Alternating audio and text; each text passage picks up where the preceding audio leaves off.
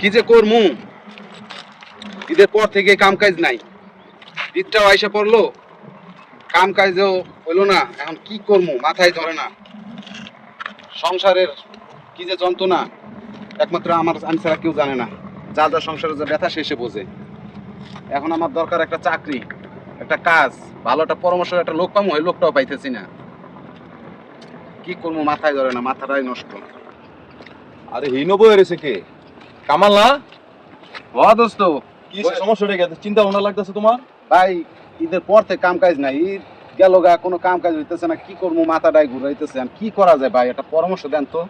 আচ্ছা ঘটনাটা কেমনে চলবো, এইভাবে কি চলা যায় ভাই? ঘটনাটা তাহলে তোমার খুব একটা জটিল হিসাব কিতাবে বসে তুমি তাহলে, হ্যাঁ? আচ্ছা আডুটা উঠাই বহি নাকি? কারণ তিন মাথার বুদ্ধি কিন্তু অনেক সময় কাজে লেগে যায়। তো কি করবা এখন?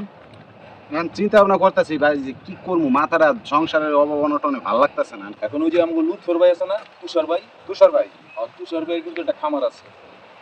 ওই আলীগঞ্জ, হ্যাঁ হ্যাঁ ওই আলীগঞ্জ যে খামারটা। হ্যাঁ, ওই তুষার ভাইয়ের খামারে সে বলে লোক নিয়োগ করতেছে। তাই তুমি একটা কাজ করো, যেহেতু আমার কাছে জিনিসটা জানতে চাইছো, আমরা তুষার ভাইয়ের সাথে কিছু কথা বলি, দেখি ওখান থেকে কিছু সমাধান পাওয়া যায় কিনা, তাই না?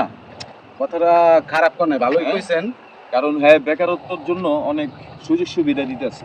কাজের উপর থাকলে ভালো লাগে ভাই, কাজ না করতে পারলে তাহলে মনটা আমরা একটা কাজ করি, তুষার ভাইয়ের সাথে সাক্ষাৎ করি। হ্যাঁ তো চলো চলেন যাই। তুষার ভাইয়ের